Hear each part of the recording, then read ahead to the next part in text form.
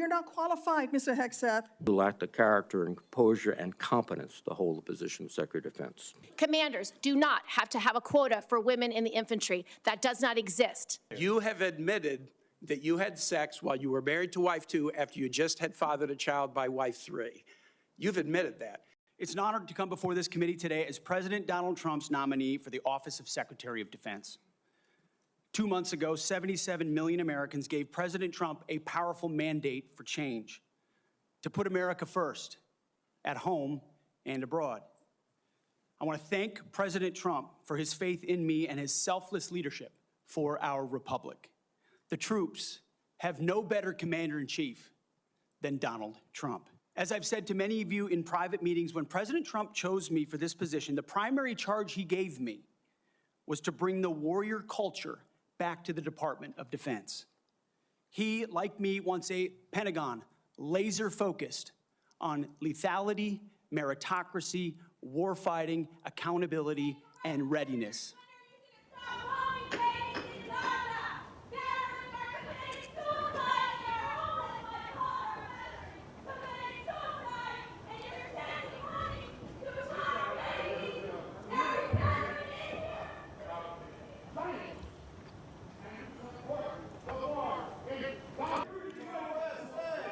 Members of the security force will remove members. The Department of Defense under Donald Trump will achieve peace through strength. And in pursuing these America First national security goals, will remain patriotically apolitical and stridently constitutional. Unlike the current administration, politics should play no part in military matters. We are not Republicans.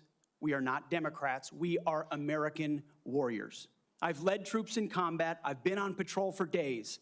I've pulled the trigger down range, heard bullets whiz by, flex-cuffed insurgents, called in close air support, led medevacs, dodged IEDs, pulled out dead bodies, and knelt before a battlefield cross. This is not academic for me. This is my life. I led then, and I will lead now. I've sworn an oath to the Constitution before, and if confirmed, I will proudly do it again. This time, for the most important deployment of my life. I pledge to be a faithful partner to this committee, taking input and respecting oversight. We share the same goals: a ready, lethal military, the health and well-being of our troops, and a strong and secure America. Thank you for the time, and I look forward to your questions. Admittedly, this nomination is unconventional. The nominee is unconventional. Just like that New York developer who rode down the escalator in 2015 to announce his candidacy for president. That may be what makes Mr. Hegseth an excellent choice to improve this unacceptable status quo that I just described.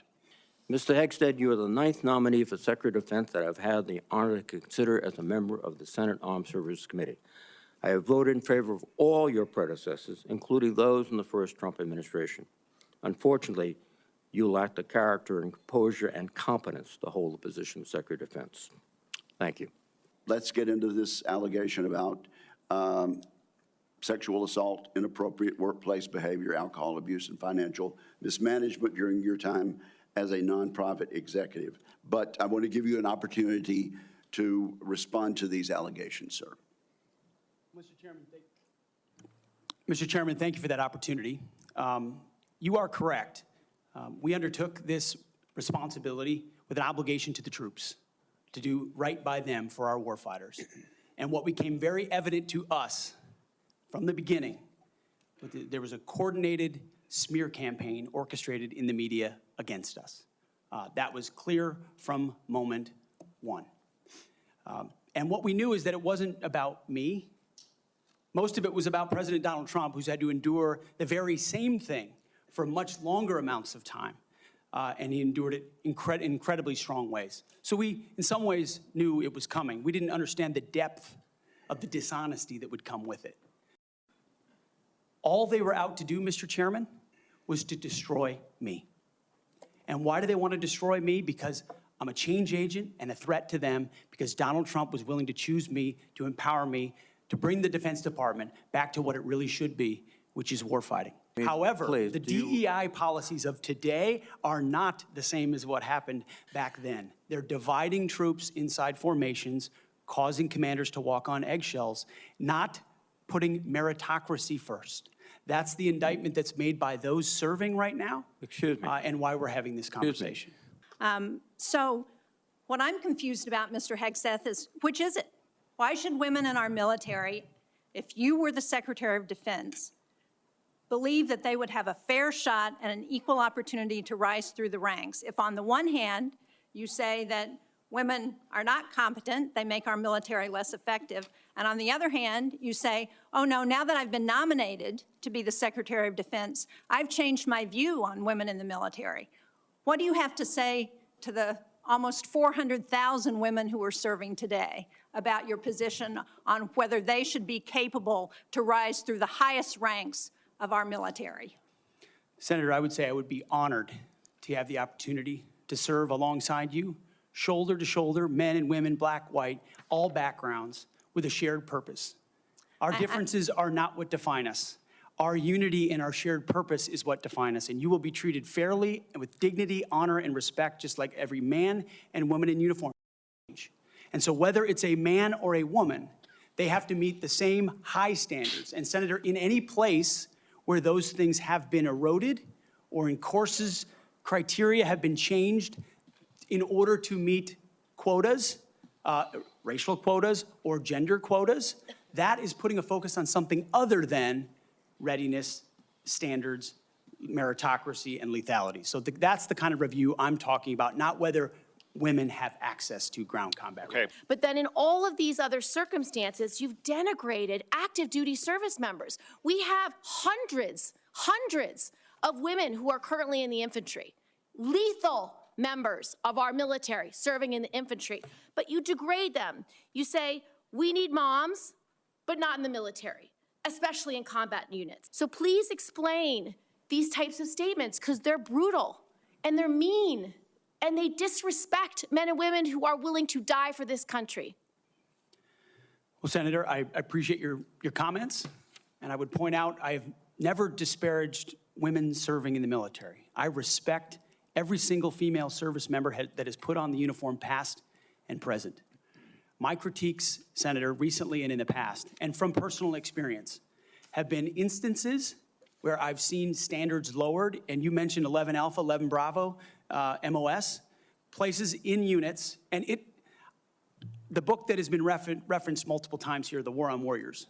I spent months talking to active duty service members, men and women, low ranks, high ranks, combat arms and not combat arms. And what each and every one of them told me, and which personal instances have shown me, is that in ways direct, indirect, overt, and subtle, standards have been changed inside infantry training units, ranger school, infantry battalions, to ensure that Give me one example. Please give me an example. I get you're making these generalized statements. Commanders meet quotas to have a certain number of female infantry officers or infantry enlisted, and that disparages those women Commanders who are do incredibly not have to capable meet of meeting quotas that for the infantry. standard. Commanders do not have to have a quota for women in the infantry. That does not exist. You had just fathered a child by a woman who would later become your third wife, correct?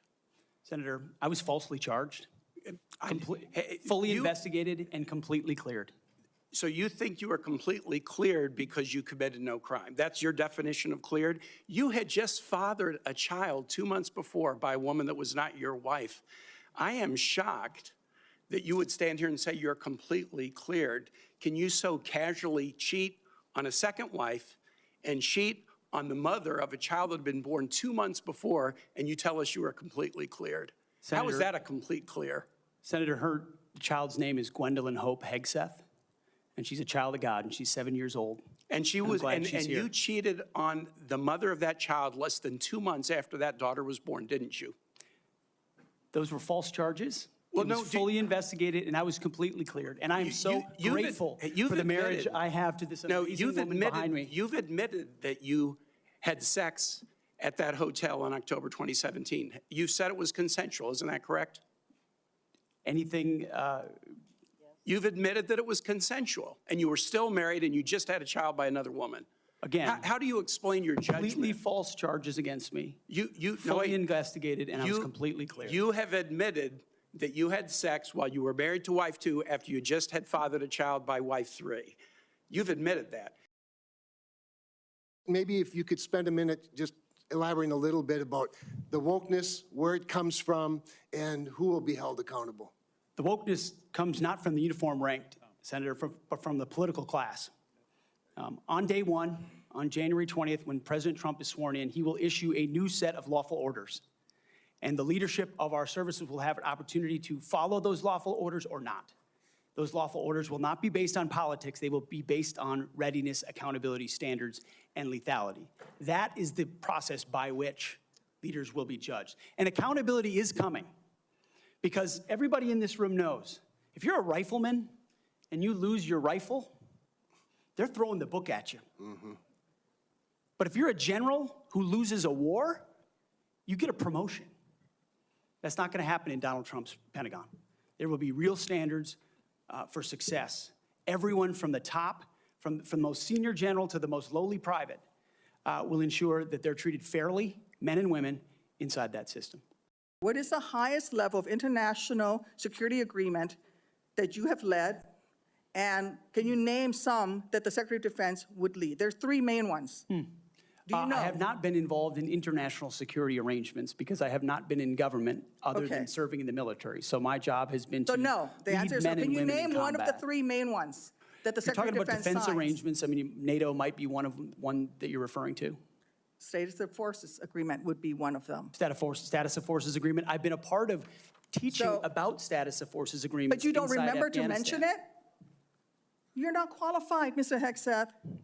You're not qualified. You talk about repairing our defense industrial complex. You're not qualified to that. You could do acquisition and cross-servicing agreements, which essentially are security agreements. You can't even mention that. You've done none of those. You talked about the Indo-Pacific a little bit, and I'm glad that you mentioned it. Can you name the importance of at least one of the nations in the ASEAN, and what type of agreement we have with at least one of those nations? And how many nations are in ASEAN, by the way?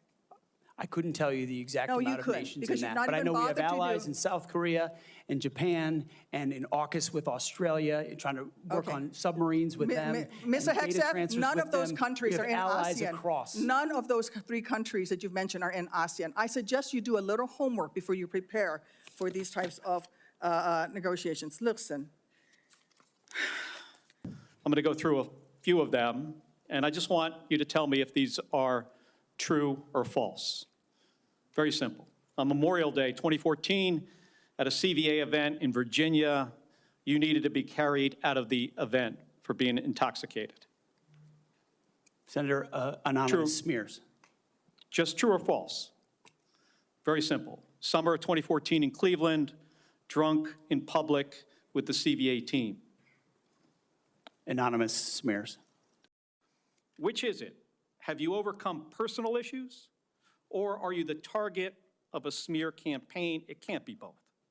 It's clear to me that you're not being honest with us or the American people because you know the truth would disqualify you from getting the job.